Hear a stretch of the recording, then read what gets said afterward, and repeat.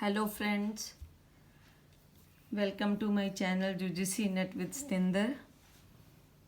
ਅੱਜ ਆਪਾਂ ਗੱਲ ਕਰਾਂਗੇ ਪੋਲੀਟੀਕਲ ਸਿਸਟਮ ਦੀ, ਜਿਹੜੀ ਕਿ ਪੋਲੀਟੀਕਲ ਸਾਇੰਸ ਦੇ ਵਿੱਚ ਬੜੀ ਇੱਕ ਇੰਪੋਰਟੈਂਟ ਧਾਰਨਾ ਆ। ਜਦੋਂ ਅਸੀਂ ਪੋਲੀਟੀਕਲ ਸਿਸਟਮ ਨੂੰ ਸਮਝਣ ਦੀ ਕੋਸ਼ਿਸ਼ ਕਰਦੇ ਹਾਂ ਤਾਂ ਸਾਨੂੰ ਰਾਜਨੀਤੀ ਸ਼ਾਸਤਰ ਦੇ ਇਤਿਹਾਸ ਦੇ ਵਿੱਚ ਜਾਣਾ ਪੈਂਦਾ ਆ। ਪੁਰਾਣੇ ਐਰਿਸਟੋਟਲ ਫਾਦਰ ਆਫ ਪੋਲੀਟੀਕਲ ਸਾਇੰਸ ਦੇ ਥਾਟ ਨੂੰ ਸਮਝਣਾ ਪਊਗਾ।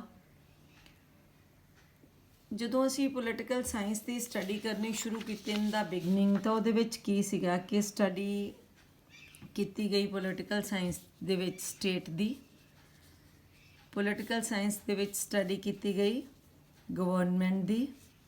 ਸੋ ਜਦੋਂ ਅਸੀਂ ਗਵਰਨਮੈਂਟ ਤੇ ਸਟੇਟ ਦੀ ਸਟੱਡੀ ਕਰਦੇ ਹਾਂ ਤਾਂ ਉਸ ਵਿੱਚ ਅਸੀਂ ਸਿੰਪਲ ਫੋਕਸ ਕਰਦੇ ਹੈਗੇ ਹਾਂ ਕਿ ਜਿਹੜੀ ਸਟੇਟ ਹੈ ਉਸ ਦੇ 4 ਐਲੀਮੈਂਟ ਹੈ, ਗਵਰਨਮੈਂਟ ਦੇ 3 ਜਿਹੜੇ ਆ ਆਰਗਨਸ ਹੈ, ਇਹਨਾਂ ਦੇ ਨਾਲ ਰਲ ਕੇ ਇੱਕ ਸਿਸਟਮ ਚੱਲਦਾ ਆ ਔਰ ਉਹ ਡਿਸੀਜ਼ਨ ਮੇਕਿੰਗ ਲਈ ਜਿਹੜਾ ਡਿਸੀਜ਼ਨ ਮੇਕਿੰਗ ਹੁੰਦਾ ਆ। ਔਰ ਜਦੋਂ 20ਵੀਂ ਸਦੀ ਤੱਕ ਪਹੁੰਚਦਿਆਂ ਸਟੱਡੀ ਹੋਣ ਲੱਗ ਗਈ ਹਿਊਮਨ ਬਿਹੇਵੀਅਰ ਦੀ, ਜਿਹੜੀ ਪਹਿਲਾਂ ਨਹੀਂ ਕੀਤੀ ਜਾਂਦੀ ਸੀ। ਹਿਊਮਨ ਬਿਹੇਵੀਅਰ ਦੀ ਸਟੱਡੀ ਹੋਣ ਲੱਗ ਗਈ। ਇਹ ਹਿਊਮਨ ਬਿਹੇਵੀਅਰ ਦੀ ਸਟੱਡੀ 1908 ਦੇ ਵਿੱਚ ਜਿਹੜੀ ਗ੍ਰੈਹਮ ਵਾਲਸ ਜੀ ਨੇ ਕਿਤਾਬ ਲਿਖੀ ਸੀਗੀ ਹਿਊਮਨ ਨੇਚਰ ਇਨ ਪੋਲੀਟੀਕਲ ਸਾਇੰਸ, ਉਹਦੇ ਵਿੱਚ ਫੋਕਸ ਕੀਤਾ ਗਿਆ ਕਿ ਜੇ ਅਸੀਂ ਪੋਲੀਟੀਕਲ ਸਿਸਟਮ ਨੂੰ ਜਾਂ ਪੋਲੀਟੀਕਲ ਪ੍ਰੋਸੈਸ ਨੂੰ ਸਮਝਣਾ ਆ ਤਾਂ ਸਾਨੂੰ ਸਭ ਤੋਂ ਪਹਿਲਾਂ ਹਿਊਮਨ ਬਿਹੇਵੀਅਰ ਨੂੰ ਸਮਝਣਾ ਪਏਗਾ, ਕਿਉਂਕਿ ਹਿਊਮਨ ਬਿਹੇਵੀਅਰ ਇਨ ਦਿਸ ਔਰ in that way political system ਤੇ ਜਾਂ ਰਾਜਨੀਤੀ ਤੇ ਰਾਜਨੀਤਿਕ ਨਿਰਮਾਣ ਪ੍ਰਕਿਰਿਆ ਤੇ ਡਿਸੀਜ਼ਨ ਮੇਕਿੰਗ ਉੱਪਰ ਬੜਾ ਇੰਪੋਰਟੈਂਟ ਰੋਲ ਪਲੇ ਕਰਦਾ ਹੈਗਾ ਆ। ਉਹ that is political human behaviour. ਤੋ ਇਸ ਕਰਕੇ ਸਾਨੂੰ ਅਗਰ ਹਿਊਮਨ ਬਿਹੇਵੀਅਰ ਨੂੰ ਸਮਝਣਾ ਆ ਤਾਂ ਫਿਰ ਸਾਨੂੰ ਸਿੰਪਲੀ ਫਾਰਮਲ ਆਰਗਨਸ ਨੂੰ ਸਮਝਣ ਦੇ ਨਾਲ ਸਾਨੂੰ ਇਨਫਾਰਮਲ ਆਰਗਨਸ ਜਿਹੜੇ ਸਿੱਧੇ ਤੌਰ ਤੇ ਪੋਲੀਟੀਕਲ ਡਿਸੀਜ਼ਨ ਮੇਕਿੰਗ ਨੂੰ ਪ੍ਰਭਾਵਿਤ ਕਰਦੇ ਆ, ਸਾਨੂੰ ਉਹਨੂੰ ਵੀ ਸਮਝਣਾ ਪਏਗਾ। ਫੋਕਸ ਉਹਨਾਂ ਦੀ ਸਟੱਡੀ ਉਹਨਾਂ ਦੀ ਬੁੱਕ ਦੇ ਵਿੱਚ ਇਹ ਕੀਤਾ ਗਿਆ ਤੇ ਫਿਰ ਇਹ ਇੰਟੈਗਰਲ ਇਸੈਂਸ਼ੀਅਲ ਪਾਰਟ ਬਣ ਗਿਆ ਪੋਲੀਟੀਕਲ ਸਾਇੰਸ ਦੀ ਸਟੱਡੀ ਦਾ ਕਿ whenever a political thinker or a scholar try to understand the political process and phenomenons, new trends, ਤਾਂ ਉਹ ਹਿਊਮਨ ਬਿਹੇਵੀਅਰ ਨੂੰ ਤਾਂ ਇਨਫਾਰਮਲ ਆਰਗਨਸ ਜਿਹੜੇ ਆ ਉਹਨਾਂ ਨੂੰ ਸਮਝਣ ਦੀ ਕੋਸ਼ਿਸ਼ ਕਰਦੇ ਆ ਤਾਂ ਜੋ ਪੋਲੀਟੀਕਲ ਸਾਇੰਸ ਦੇ ਵਿੱਚ ਇੱਕ ਸਹੀ ਥਿਊਰੀ ਦਾ ਨਿਰਮਾਣ ਕੀਤਾ ਜਾ ਸਕੇ ਔਰ ਇੱਕ ਸਹੀ ਸਿਧਾਂਤ ਬਣ ਕੇ ਸੰਸਾਰ ਦੇ ਸਹੀ ਸਿਧਾਂਤ ਦਾ ਨਿਰਮਾਣ ਕੀਤਾ ਜਾ ਸਕੇ।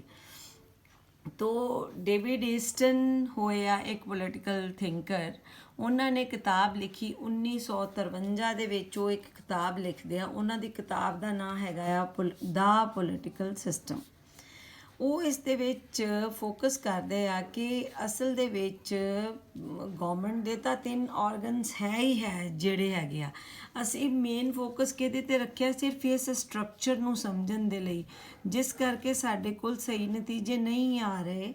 ਤੇ ਜੇ ਅਸੀਂ ਇਸ ਦੇ ਨਾਲ ਇੱਕ ਸਾਰੇ ਫਾਰਮਲ ਔਰ ਇਨਫਾਰਮਲ ਆਰਗਨਸ ਨੂੰ ਸਮਝਾਂਗੇ ਜਿਹੜੇ ਸਿੱਧੇ ਤੌਰ 'ਤੇ ਇਸ ਗਵਰਨਮੈਂਟ ਦੇ 3 ਆਰਗਨਸ ਹੈਗੇ ਆ, ਲੈਜਿਸਲੇਚਰ, ਐਗਜ਼ੀਕਿਊਟਿਵ ਐਂਡ ਜੁਡੀਸ਼ਰੀ। ਇਹਨਾਂ ਤਿੰਨਾਂ ਦੇ ਉੱਪਰ ਪ੍ਰਭਾਵ ਪਾ ਰਿਹਾ ਇਹਨਾਂ ਦੀ ਨਿਰਮਾਣ ਪ੍ਰਕਿਰਿਆ ਦੇ ਉੱਤੇ। ਇਟ ਮੀਨ ਸਾਨੂੰ ਉਹਨਾਂ ਨੂੰ ਇਨਫਾਰਮਲ ਆਰਗਨਸ ਨੂੰ ਸਮਝਣਾ ਪਊਗਾ। ਹੁਣ ਉਹ ਇਨਫਾਰਮਲ ਆਰਗਨਸ ਕਿਹੜੇ ਹੈਗੇ ਆ?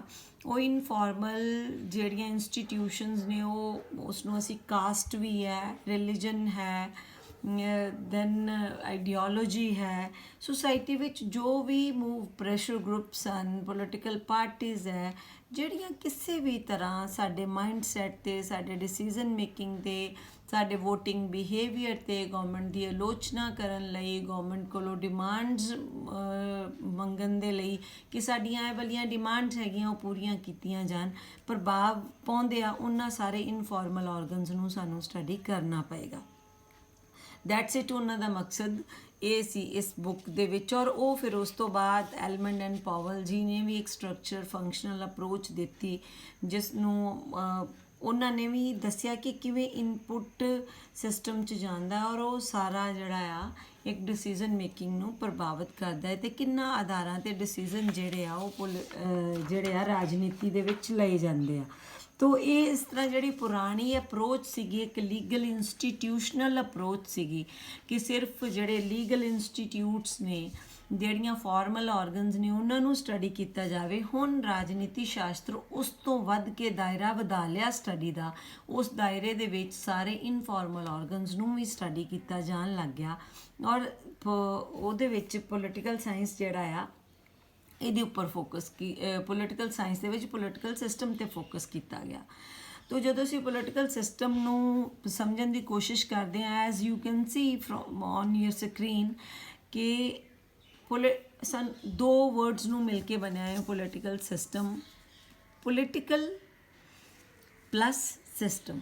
ਹੁਣ ਵਰਡ ਪੋਲੀਟੀਕਲ ਕਿਹਨੂੰ ਰੈਫਰ ਕਰ ਰਿਹਾ ਹੈ? ਇਹ ਰੈਫਰ ਕਰ ਰਿਹਾ ਆ ਪਾਵਰ ਜਾਂ ਅਥਾਰਟੀ ਨੂੰ।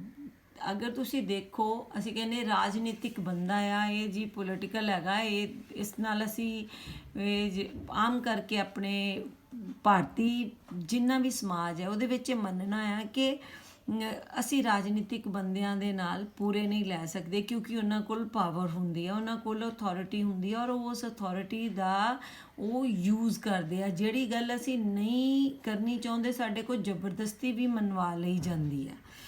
ਤੋ ਰਾਜਨੀਤੀ ਜਿਹੜੀ ਹੈ, ਜਿਹੜਾ ਰਾਜਨੀਤੀ ਜਿੱਥੇ ਵਰਡ ਆਏਗਾ ਉੱਥੇ ਨੈਚੁਰਲੀ ਪਾਵਰ ਦਾ ਕਨਸੈਪਟ ਆਏਗਾ ਹੀ ਆਏਗਾ ਕਿਉਂਕਿ ਪਾਵਰ ਆਉਂਦੀ ਹੈ ਔਰ ਪਾਵਰ ਬੜੇ ਤਰ੍ਹਾਂ ਦੀ ਹੈ। ਹੁਣ ਇਹਨੂੰ ਤੁਸੀਂ ਡਿਫਰੈਂਸ਼ੀਏਟ ਕਰਕੇ ਦੇਖੋਗੇ। ਫਿਜ਼ੀਕਲ ਪਾਵਰ ਵੀ ਹੈ, ਖਲੀ ਕੋਲ ਹੈ, ਅੰਡਰਟੇਕਰ ਕੋਲ ਹੈ, ਫਿਜ਼ੀਕਲ ਪਾਵਰ ਹੈ। ਫਿਜ਼ੀਕਲ ਪਾਵਰ ਦਾ ਸਾਡੀ ਰਾਜਨੀਤਿਕ ਪਾਵਰ ਨਾਲ ਲੈਣਾ ਦੇਣਾ ਨਹੀਂ। ਇਕਨੋਮਿਕ ਪਾਵਰ ਹੈ, ਅਡਾਨੀ ਕੋਲ ਹੈ, ਅੰਬਾਨੀ ਕੋ ਹੈ, ਬਿਲ ਗੇਟਸ ਕੋ ਹੈ। ਪਰ ਪੋਲੀਟੀਕਲ ਪਾਵਰ ਜਿਨ੍ਹਾਂ ਕੋਲ ਹੁੰਦੀ ਉੱਥੇ ਅਥਾਰਟੀ ਆਉਂਦੀ ਆ, ਉੱਥੇ ਪਾਵਰ ਆਉਂਦੀ ਹੈ ਜ਼ਬਰਦਸਤੀ ਆਪਣੀ ਗੱਲ ਮਨਵਾਉਣ ਦੀ। ਇੱਕ ਵਿਅਕਤੀ ਨੂੰ ਜਦੋਂ ਅਸੀਂ ਉਸ ਦੀ ਇੱਛਾ ਦੇ ਵਿਰੋਧ ਦੇ ਵਿੱਚ ਕੋਈ ਗੱਲ ਮਨਵਾ ਸਕਦੇ ਹਾਂ ਤਾਂ ਉਹ ਦੈਟ ਇਜ਼ ਪੋਲੀਟੀਕਲ ਪਾਵਰ, ਉਹ ਪਾਵਰ ਹੈ। ਅਤੇ ਜਦੋਂ ਅਸੀਂ ਰਾਜਨੀਤੀ ਦੇ ਵਿੱਚ ਪਾਵਰ ਨੂੰ ਸਮਝਦੇ ਹਾਂ, ਅਸੀਂ ਦੇਖਦੇ ਹਾਂ ਕਿ ਉਹ ਪਾਵਰ ਜਿਹੜੀ ਵਿਅਕਤੀ ਕੋਲ ਜ਼ਬਰਦਸਤੀ ਆਪਣੀ ਗੱਲ ਮਨਵਾਉਣ ਦੀ ਸ਼ਕਤੀ ਹੈ, ਉਹ ਜ਼ਬਰਦਸਤੀ ਗੱਲ ਮਨਵਾਉਣ ਦੀ ਸ਼ਕਤੀ ਕਦੋਂ ਆਉਂਦੀ ਹੈ? ਜਦੋਂ ਉਸ ਕੋਲ ਅਥਾਰਟੀ ਆਉਂਦੀ ਹੈ। ਅਥਾਰਟੀ ਦੇ ਨਾਲ ਇੱਕ ਲੀਗਲ ਪਾਵਰ ਆਉਂਦੀ ਹੈ। ਸੋ ਜਦੋਂ ਅਸੀਂ ਪੋਲੀਟੀਕਲ ਵਰਡ ਨੂੰ ਸਮਝਦੇ ਹਾਂ ਤਾਂ ਨੈਚੁਰਲੀ ਅਸੀਂ ਇਹਨੂੰ ਪਾਵਰ ਦੇ ਕੰਟੈਕਸਟ ਦੇ ਵਿੱਚ ਸਮਝਦੇ ਹਾਂ ਕਿ ਇਹ ਇਵੇਂ ਚੱਲਦਾ ਹੈ। Almond and Powell political word ਨੂੰ ਡਿਫਾਈਨ ਕਰਦੇ ਆ ਲੈਜੀਟੀਮੇਟ ਫਿਜ਼ੀਕਲ ਕੋਰਸਿਵ ਪਾਵਰ, ਮਤਲਬ ਕਿ ਜਬਰੀ ਉਹ ਕਿਸੇ ਦੇ ਉੱਪਰ ਆਪਣਾ ਫਿਜ਼ੀਕਲੀ ਉਸ ਨੂੰ ਸਰੀਰਕ ਦੰਡ ਦੇਣ ਦੀ ਜਿਹੜੀ ਸ਼ਕਤੀ ਹੈ, ਦੈਟ ਇਜ਼ ਪੋਲੀਟੀਕਲ ਪਾਵਰ। ਜਿਸ ਕੋਲ ਪਾਵਰ ਆਏਗੀ ਉਸ ਕੋਲ ਸ਼ਕਤੀ ਆ ਜਾਂਦੀ ਹੈ ਕਿ ਉਹ ਆਪਣੀ ਜ਼ਬਰਦਸਤੀ ਦੂਸਰੇ ਵਿਅਕਤੀ ਦੇ ਕੋਲੋਂ ਗੱਲ ਮਨਵਾ ਸਕਦਾ। ਜੇ ਉਹ ਨਾ ਮੰਨੇ ਤਾਂ ਉਹਦੇ ਉੱਪਰ ਇਹ ਡਰ ਹੁੰਦਾ ਹੈ ਕਿ ਉਸ ਕੋਲ ਲੀਗਲ ਪਾਵਰ ਹੈ ਕਿ ਉਹ ਦੂਸਰੇ ਉੱਪਰ ਫਿਜ਼ੀਕਲੀ ਜਿਹੜਾ ਆ ਉਹ ਦੰਡ ਦੇ ਸਕਦਾ ਹੈ।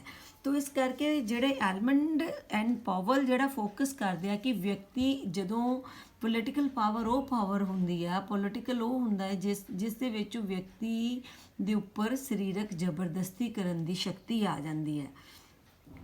ਤੋ ਇਹ ਜਿਹੜਾ ਕਨਸੈਪਟ ਮਾਡਰਨ ਟਾਈਮ ਦੇ ਵਿੱਚ ਦਿੱਤਾ ਗਿਆ ਔਰ ਅਗਰ ਅਸੀਂ ਫਾਦਰ ਆਫ ਪੋਲੀਟੀਕਲ ਸਾਇੰਸ ਅਰਿਸਟੋਟਲ ਨੂੰ ਦੇਖਦੇ ਹਾਂ, ਉਹ ਪੋਲੀਟੀਕਲ ਵਰਡ ਨੂੰ ਇੰਜ ਡਿਫਾਈਨ ਕਰਦੇ ਤਾਂ ਮੋਸਟ ਸੋਵਰਨ, ਮਤਲਬ ਕਿ ਅੰਦਰੂਨੀ ਤੇ ਬਾਹਰੀ ਕੰਟਰੋਲ ਤੋਂ ਮੁਕਤ, the most sovereign and inclusive association. ਜਿਹੜੀ ਇਹ ਪਾਵਰ ਹੈ, ਇਹ ਉਹ ਪਾਵਰ ਹੈ ਕਿ ਜਿਸ ਦੇ ਨਾਲ ਸੋਵਰਨ ਮਤਲਬ ਕਿ ਉਹਨੂੰ ਡਰ ਨਹੀਂ ਹੈ ਕਿਸੇ ਦਾ ਔਰ ਉਹ ਜ਼ਬਰਦਸਤੀ ਆਪਣੀ ਗੱਲ ਜਿਹੜੀ ਆ ਉਹ ਮਨਵਾ ਸਕਦਾ ਆ। ਉਹ ਸਟੇਟ ਕੋਲ ਕਿਹੜੀ ਪਾਵਰ ਹੁੰਦੀ ਹੈ? ਸੋਵਰਨ ਪਾਵਰ ਹੁੰਦੀ ਆ ਔਰ ਉਹ ਆਪਣੀ ਗੱਲ ਜਿਹੜੀ ਆ ਆਪਣੇ ਅੰਦਰ ਰਹਿੰਦੇ ਹੋਏ ਨਾਗਰਿਕ ਜਿਹੜੇ ਉਸ ਦੇ ਰਾਜ ਦੇ ਵਿੱਚ ਆ ਉਹਨਾਂ ਕੋਲ ਆਪਣੀ ਉਹ ਗੱਲ ਮਨਵਾ ਸਕਦਾ ਹੈ। ਸੋਵਰਨ ਮਤਲਬ ਉਹ ਕਿਸੇ ਤਰ੍ਹਾਂ ਦੇ ਕੰਟਰੋਲ ਦੇ ਵਿੱਚ ਨਹੀਂ ਆ, ਉਹ ਇੰਡੀਪੈਂਡੈਂਟ ਪਾਵਰ ਹੈ। ਉਸ ਦੇਖਦੇ ਹਾਂ ਅਸੀਂ ਇਸ ਨੂੰ ਇਸ ਕੰਟੈਕਸਟ ਦੇ ਵਿੱਚ। ਰੋਬਰਟ ਏ ਡਾਹਲ ਵੀ ਪੋਲੀਟੀਕਲ ਵਰਡ ਨੂੰ ਡਿਫਾਈਨ ਕਰਦੇ ਆ, ਪੋਲੀਟੀਕਲ ਰਿਲੇਸ਼ਨਸ਼ਿਪ ਇਨ ਸਮ ਵੇ ਇਨਵੋਲਵਸ ਅਥਾਰਟੀ, ਰੂਲ ਔਰ ਪਾਵਰ। ਰੂਲ ਮਤਲਬ ਜਦੋਂ ਤੁਹਾਡੇ ਉੱਪਰ ਸ਼ਾਸਨ ਕੀਤਾ ਜਾ ਰਿਹਾ, ਜਦੋਂ ਤੁਸੀਂ ਕੋਈ ਗੱਲ ਨਹੀਂ ਮੰਨ ਰਹੇ, ਵਿਅਕਤੀ ਕੋਈ ਇੱਕ ਸਮਾਜ ਦੇ ਵਿੱਚ ਸ਼ਾਸਨ ਦੀ ਸ਼ਕਤੀ ਗਵਰਨਮੈਂਟ ਕੋਲ ਹੈ, ਜਿਸ ਕੋਲ ਰੂਲ ਕੀਤਾ ਜਾ ਰਿਹਾ, ਕਾਨੂੰਨੀ ਪਾਵਰ ਹੈ, ਜਿਸ ਕੋਲ ਅਥਾਰਟੀ ਮੀਨਸ ਜਿਹਦੇ ਕੋਲ ਕਨਸਟੀਟਿਊਸ਼ਨਲ ਕਾਨੂੰਨੀ ਪਾਵਰ ਹੈ, ਉਹ ਆਪਣੀ ਗੱਲ ਜ਼ਬਰਦਸਤੀ ਆਪਣੇ ਮੁਲਕ ਦੇ ਅੰਦਰ ਰਹਿੰਦੇ ਜਾਂ ਇੱਕ ਪ੍ਰੋਪਰ ਬਾਉਂਡਰੀ ਦੇ ਵਿੱਚ, ਜੇ ਅਸੀਂ ਇਹ ਗੱਲ ਕਹੀਏ ਕਿ ਭਾਰਤ ਜਿਹੜਾ ਹੈ ਇਸ ਦੀ ਹੈ ਬਾਉਂਡਰੀ ਹੈ, ਇਸ ਬਾਉਂਡਰੀ ਦੇ ਵਿੱਚ ਰਹਿੰਦੇ ਲੋਕ ਜਿਹੜੇ ਨੇ ਉਹ ਇਸ ਦੇ ਅਥਾਰਟੀ ਔਰ ਇਸ ਦੀ ਰੂਲ ਦੇ ਅੰਡਰ ਆਣਗੇ ਇੰਡੀਅਨ ਪੀਪਲ। ਸੋ ਇਹ ਜਿਹੜੀਆਂ ਇਹ ਬਾਉਂਡਰੀ ਦੇ ਵਿੱਚ ਰਹਿੰਦੇ ਲੋਕਾਂ ਦੇ ਉੱਪਰ ਆਪਣੀ ਪਾਵਰ ਐਂਡ ਅਥਾਰਟੀ ਜਿਹੜੀ ਆ ਉਹ ਚੱਲੇਗੀ। ਅਤੇ ਜੇ ਸੋਚਿਆ ਜਾਵੇ ਤਾਂ ਇਸ ਦੇ ਨਾਲ ਜਿਹੜੇ ਵਿਅਕਤੀ ਹੈਗੇ ਆ, ਜਿਹੜੇ ਵੀ ਇੱਕ ਰਾਜ ਦੇ ਵਿੱਚ ਰਹਿੰਦੇ ਆ, ਉਹਨਾਂ ਦੇ ਉੱਪਰ ਜਿਹੜੀ ਰੂਲਿੰਗ ਪਾਵਰ ਹੈ, ਅਗਰ ਉਸ ਦਾ ਕਹਿਣਾ ਨਹੀਂ ਮੰਨਣਗੇ ਤਾਂ ਉਹਨਾਂ ਨੂੰ ਜ਼ਬਰਦਸਤੀ ਦੰਡ ਦੇ ਕੇ, ਚਾਹੇ ਉਹ ਪੁਲਿਸ ਵੱਲੋਂ, ਚਾਹੇ ਉਹ ਆਰਮੀ ਵੱਲੋਂ, ਚਾਹੇ ਜਿਹੜਾ ਆ ਉਹਨਾਂ ਨੂੰ ਜੁਡੀਸ਼ਰੀ ਵੱਲੋਂ ਜੇਲ੍ਹ ਦੇ ਵਿੱਚ ਸੁੱਟ ਕੇ, ਅਗਰ ਗੱਲ ਨਹੀਂ ਮੰਨੀ ਜਾਏਗੀ ਤਾਂ ਜ਼ਬਰਦਸਤੀ ਗੱਲ ਮਨਵਾਈ ਜਾਏਗੀ। ਇਹ ਵਾਲੀ ਪਾਵਰ ਹੋਣੀ, that is political power. So hop ਤੁਹਾਨੂੰ ਪੋਲੀਟੀਕਲ ਦੀ ਜਿਹੜੀ ਹੈ ਸਮਝ ਆ ਗਈ ਹੋਏਗੀ। ਤਾਂ ਨੈਕਸਟ ਹੈ ਸਿਸਟਮ। ਸੈਕਿੰਡ ਵਰਡ ਹੈ ਸਿਸਟਮ। ਇਸ ਸਿਸਟਮ ਦੇ ਵਿੱਚ ਸਿਸਟਮ ਇਜ਼ ਅ ਹੋਲ ਮਤਲਬ ਕਿ ਬਹੁਤ ਸਾਰਾ ਕੁਛ ਹੈ।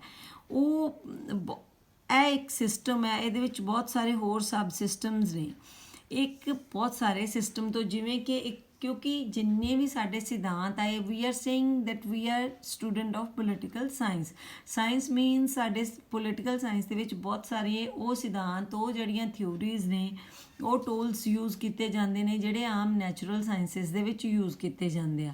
ਸੋ ਜਦੋਂ ਅਸੀਂ ਸਿਸਟਮ ਦੀ ਗੱਲ ਕਰਾਂਗੇ, ਕਹਾਂਗੇ ਕਿ ਇੱਕ ਵੱਡਾ ਸਾਰਾ ਸਿਸਟਮ ਹੁੰਦਾ ਆ, ਵੱਡੀ ਪ੍ਰਣਾਲੀ ਹੁੰਦੀ ਆ, ਜਿਹੜੀ ਕਿ ਬਹੁਤ ਸਾਰੇ ਸਬ ਸਿਸਟਮਸ ਨੂੰ, ਬਹੁਤ ਸਾਰੇ ਪਾਰਟਸ ਨੂੰ ਲੈ ਕੇ ਬਣੀ ਹੁੰਦੀ ਆ। ਐਜ਼ ਵੀ ਕੈਨ ਸੇ ਕਿ ਇੱਕ ਹਿਊਮਨ ਬੀਇੰਗ ਹੈ। ਦੇਖੋ ਇਸ ਦੇ ਵਿੱਚ ਸਾਨੂੰ 3 ਸਿਸਟਮ ਨਜ਼ਰ ਆ ਰਹੇ ਆ। 3 ਸਿਸਟਮ ਦੇ ਵਿੱਚ ਕੀ ਹੈ ਕਿ ਇੱਕ ਸਿਸਟਮ ਜਿਹੜਾ ਆ, ਦੇਖਿਆ ਇਹ ਆਪਣੇ ਫੇਸ ਦਾ ਸਿਸਟਮ ਹੈ। ਫੇਸ ਦੇ ਸਿਸਟਮ ਵਿੱਚ ਕੀ ਹੈ, 2 ਕੰਨ ਹੈਗੇ ਆ, 2 ਅੱਖਾਂ ਹੈਗੀਆਂ, ਨੋਜ਼ ਹੈ ਤਾਂ ਮਾਊਥ ਹੈ। ਇਸ ਦੇ ਵਿੱਚ ਕੀ ਹੈ ਔਰ ਬ੍ਰੇਨ ਹੈ, ਸਭ ਤੋਂ ਉੱਪਰ ਬ੍ਰੇਨ ਹੈ। ਤੋ ਜਿਹੜਾ ਇੱਕ ਫੇਸ ਹੈ ਉਹ ਕਿੰਨੇ ਸਾਰੇ ਸਬ ਸਿਸਟਮ ਤੋਂ, ਇਹ ਪ੍ਰਣਾਲੀ ਹੈ, ਫੇਸ ਇੱਕ ਪੂਰਾ ਪ੍ਰਣਾਲੀ ਹੈ, ਇੱਕ ਸਿਸਟਮ ਹੈ ਜਿਹੜਾ ਬਹੁਤ ਸਾਰੇ ਸਬ ਸਿਸਟਮ ਨੂੰ ਲੈ ਕੇ ਬਣਿਆ ਹੋਇਆ। ਆਈਜ਼ ਸਬ ਸਿਸਟਮ ਹੈ, ਆਪਣੇ ਆਪ ਦੇ ਵਿੱਚ ਆਈਜ਼ ਇੰਡੀਪੈਂਡੈਂਟ ਪਾਰਟ ਵੀ ਹੈ ਬਟ ਇੱਕ ਸਿਸਟਮ ਦਾ ਪਾਰਟ ਵੀ ਹੈ। ਔਰ ਇੱਕ ਨੋਜ਼ ਹੈ, ਨੋਜ਼ ਇੱਕ ਆਪਣੇ ਆਪ ਦੇ ਵਿੱਚ ਵੀ ਸੰਪੂਰਨ ਹੈ ਬਟ ਇੱਕ ਸਿਸਟਮ ਦੇ ਵਿੱਚ ਹੈ। ਇਸੇ ਤਰ੍ਹਾਂ ਹੀ ਈਅਰਸ ਹੈ ਔਰ ਬ੍ਰੇਨ ਸਭ ਨੂੰ ਕਮਾਂਡ ਕਰਦਾ ਹੈ ਔਰ ਬ੍ਰੇਨ ਜਿਹੜਾ ਇਮੀਡੀਏਟਲੀ ਰਿਐਕਟ ਕਰਦਾ ਆ। ਅੱਖਾਂ ਦੇਖਦੀਆਂ, ਬ੍ਰੇਨ ਨੂੰ ਕਮਾਂਡ ਭੇਜਦੀਆਂ। ਮੰਨ ਲਓ ਇੱਕ ਵਿਅਕਤੀ ਨੂੰ ਕੋਈ ਵਿਅਕਤੀ ਮਾਰਨ ਦੇ ਲਈ ਆ ਰਿਹਾ ਹੈ ਔਰ ਉਹ ਇਮੀਡੀਏਟਲੀ ਦੇਖਿਆ ਕਿੰਨਾ, ਅੱਖਾਂ ਨੇ ਕਮਾਂਡ ਕਿਹਨੂੰ ਦਿੱਤੀ, ਬ੍ਰੇਨ ਨੇ ਕਮਾਂਡ ਦਿੱਤੀ, ਜੇ ਤਾਂ ਉਹ ਤੇਰੇ ਤੋਂ ਤਾਕਤਵਰ ਹੈ ਤਾਂ ਫਿਰ ਤਾਂ ਬਈ ਆਪਣੀ ਲੈਗਸ ਦਾ ਯੂਜ਼ ਕਰੋ ਐਂਡ ਰਨ ਅਵੇ, ਭੱਜ ਜਾਓ। ਅਤੇ ਜਾਂ ਅਗਰ ਤੁਹਾਨੂੰ ਲੱਗਦਾ ਹੈ ਕਿ ਤੁਸੀਂ ਮੁਕਾਬਲਾ ਕਰਨਾ, ਆਪਣੇ ਹੈਂਡਸ ਦਾ ਇਸਤੇਮਾਲ ਕਰੋ ਅਤੇ ਉਸ ਦਾ ਮੁਕਾਬਲਾ ਕਰੋ। ਇਟ ਮੀਨਸ ਇਹ ਆ ਕਿ ਚਾਹੇ ਹੱਥ ਆ, ਚਾਹੇ ਬਾਹਾਂ ਆ, ਇਹ ਸਾਰਾ ਇੱਕ ਮਨੁੱਖ ਦਾ ਸਰੀਰ ਇੱਕ ਸਿਸਟਮ ਹੈ ਅਤੇ ਬਹੁਤ ਸਾਰੇ ਸਬ ਸਿਸਟਮ ਹੈ। ਹਾਰਟ ਹੈ, ਡਾਈਜੈਸਟਿਵ ਸਿਸਟਮ ਹੈ, ਕਿਡਨੀ ਹੈ ਔਰ ਇਹ ਸਾਰੇ ਬਹੁਤ ਸਾਰੇ ਸਬ ਸਿਸਟਮ ਤੋਂ ਮਿਲ ਕੇ ਬਣਿਆ ਹੋਇਆ ਆ। ਔਰ ਹਰ ਸਿਸਟਮ ਇੱਕ ਦੂਸਰੇ ਸਿਸਟਮ ਨੂੰ ਪ੍ਰਭਾਵਿਤ ਕਰਦਾ ਆ। ਇੱਕ ਜਗ੍ਹਾ 'ਤੇ ਸੱਟ ਲੱਗ ਜਾਂਦੀ, ਸਪੋਜ਼ ਤੁਹਾਡੀ ਇਸ ਫਿੰਗਰ 'ਤੇ ਸੱਟ ਲੱਗ ਗਈ ਹੈ ਤਾਂ ਤੁਹਾਡੀ ਉਸ ਦਰਦ ਦੇ ਨਾਲ ਤੁਹਾਨੂੰ ਸਾਰੀ ਰਾਤ ਨੀਂਦ ਨਹੀਂ ਆਏਗੀ, ਪੇਨ ਕਿਲਰ ਲੈਣੇ ਪੈਣਗੇ। ਇਹਦਾ ਮਤਲਬ ਇਹ ਸੱਟ ਤਾਂ ਇੱਥੇ ਲੱਗੀ ਹੈ ਪਰ ਸਾਰੀ ਦਿਨ ਤੁਸੀਂ ਸੌ ਹੀ ਨਹੀਂ ਪਾਏ ਸਾਰੀ ਰਾਤ। ਇਟ ਮੀਨਸ ਇਹ ਹੈ ਕਿ ਇਹ ਬਹੁਤ ਸਾਰੇ ਇੱਕ ਸਿਸਟਮ, ਫੁੱਲ ਸਿਸਟਮ, ਬਾਡੀ ਇੱਕ ਸਿਸਟਮ ਹੈ, ਬਹੁਤ ਸਾਰੇ ਸਬ ਸਿਸਟਮ ਨੂੰ ਮਿਲ ਕੇ ਬਣਿਆ ਹੋਇਆ ਔਰ ਉਸੇ ਫੰਕਸ਼ਨਿੰਗ ਇੰਟਰਡਿਪੈਂਡੈਂਟ ਹੈ। ਗੋਲੀ ਤਾਂ ਤੁਸੀਂ ਮੂੰਹ ਰਾਹੀਂ ਖਾਧੀ ਪਰ ਸਾਰੇ ਸਿਸਟਮ ਨੂੰ ਉਹਨੇ ਪ੍ਰਭਾਵਿਤ ਕੀਤਾ, ਉਹਨੂੰ ਡਾਈਜੈਸਟ ਕੀਤਾ ਗਿਆ ਪੂਰੇ ਸਿਸਟਮ ਵੱਲੋਂ ਅਤੇ ਤੁਹਾਡੀ ਬਾਡੀ 'ਚੋਂ ਪੇਨ ਚਲੇਗੀ। ਇਟ ਮੀਨਸ ਇਹ ਆ ਕਿ ਇੱਕ ਸਿਸਟਮ ਚਲਾਉਣ ਲਈ ਬਹੁਤ ਸਾਰੇ ਸਬ ਸਿਸਟਮ ਹੁੰਦੇ, ਉਹਦੇ ਬਹੁਤ ਸਾਰੇ ਹੋਰ ਪਾਰਟ ਹੁੰਦੇ ਆ ਔਰ ਉਹ ਪ੍ਰਭਾਵਿਤ ਕਰਦੇ ਆ। ਇੱਕ ਦੂਸਰੇ ਨੂੰ।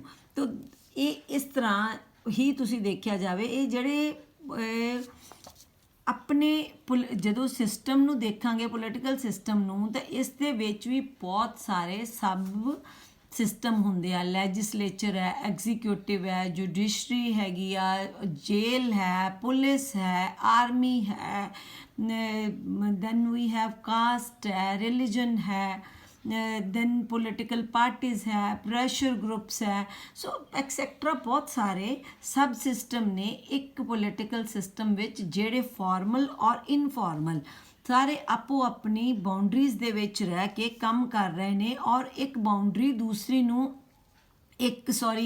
ਸਬ ਸਿਸਟਮ ਦੂਸਰੇ ਸਿਸਟਮ ਨੂੰ ਪ੍ਰਭਾਵਿਤ ਕਰ ਰਿਹਾ ਆ, ਔਰ each system is complete in itself.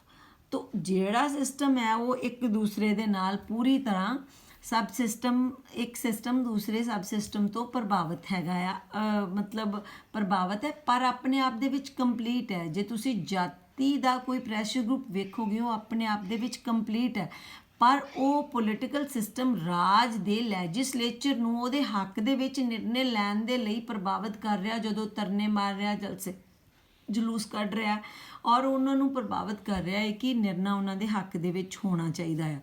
ਸੋ ਇਸੇ ਤਰ੍ਹਾਂ ਹੀ ਇੱਕ ਸਿਸਟਮ ਹੈ, ਬਹੁਤ ਸਾਰੇ ਸਬ ਸਿਸਟਮ ਨੂੰ ਮਿਲ ਕੇ ਬਣਿਆ ਹੋਇਆ ਆ, ਔਰ ਵਰਕ ਐਜ਼ ਅ ਯੂਨਿਟ।